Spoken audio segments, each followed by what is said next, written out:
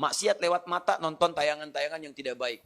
Saya punya kawan, dia alumni dari Kanada, di neuroscientific, di jurusan untuk saraf, ya. Itu kita diskusi. Ternyata selain narkoba, sekarang ini yang paling bahaya itu pornografi. Pornografi itu begitu seseorang kemudian menggunakan fungsi pandangannya untuk melihat tayangan seperti itu langsung merusak ke fungsi otaknya. Dia masuk tuh, menginfeksi, kadang-kadang candunya lebih besar daripada narkoba. Makanya orang kalau nggak pernah lihat, tiba-tiba melihat itu bayangannya tuh lama di bagian otaknya tuh. Kadang-kadang penasaran, padahal udah dipalingin kan, tadi apa sih, apa benar, salah gitu ya. Nah itu bisa demikian tuh, itu yang paling dahsyat. Nah kalau kemudian Anda ingin menghilangkan itu, dan perilakunya diburuk nantinya, ke pola hidup, ke tubuh, ke macam-macam, Anda paham sendirilah gitu, terinfeksi dengan nilai-nilai keburukan, maka di sini kasusnya adalah kembalikan ke Quran surah ke-4 An-Nisa ayat 17 sampai dengan ayat ke-18. Itu yang dikenal dengan taubat namanya. Ya, innamat taubatu 'alallahi lilladzina ya'maluna su'a bijahalatin tsumma yatubuna min qarib. Ya, sungguh taubat itu berlaku kata Allah bagi orang-orang yang terinfeksi dengan penyakit buruk. Su itu, nih, lihat ayatnya. Innamat taubatu 'alallahi lilladzina ya'maluna su'an. Taubat itu dilakukan orang yang terinfeksi dengan keburukan. Su itu pekerjaan nafsu. Nafsu, dari mana taunya? Quran surah 12 ayat 53. Inna nafsa la'ammaratun bisu.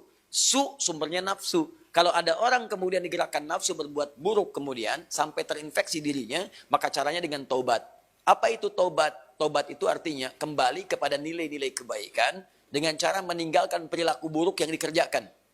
Misal, fujur tadi bisa terespon dengan perilaku maksiat. Maksiat lewat mata, nonton tayangan-tayangan yang tidak baik. Saya punya kawan, dia alumni dari Kanada, di neuroscientific, di jurusan untuk saraf, ya. Itu kita diskusi. Ternyata selain narkoba, sekarang ini yang paling bahaya itu pornografi. Pornografi itu begitu seseorang kemudian menggunakan fungsi pandangannya untuk melihat tayangan seperti itu langsung merusak ke fungsi otaknya. Dia masuk tuh, menginfeksi, kadang-kadang candunya lebih besar daripada narkoba. Makanya orang kalau nggak pernah lihat, tiba-tiba melihat itu bayangannya tuh lama di bagian otaknya tuh. Kadang-kadang penasaran, padahal udah dipalingkan, tadi apa sih, apa benar, salah gitu ya. Nah itu bisa demikian tuh, itu yang paling dahsyat.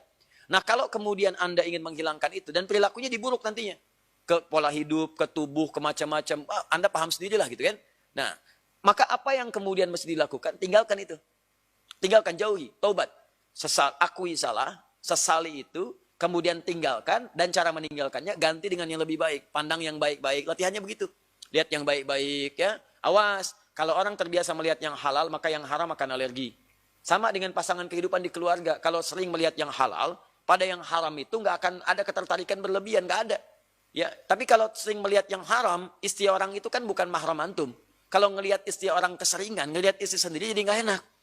Ibu juga sama gitu. Kalau ngelihat suami orang itu keseringan, lihat suami sendiri itu udah hambar. Makanya kalau orang-orang ngelihat yang halal itu yang bagus-bagus, maka yang haram itu akan sulit kita. Sama bicara juga begitu. Kotor kata-kata, tinggalkan yang kotor balik kepada yang baik. Begitu baik kebiasaan, maka kotor akan dihilangkan. Nah, demikian adanya, maka hilangkan sumber itu.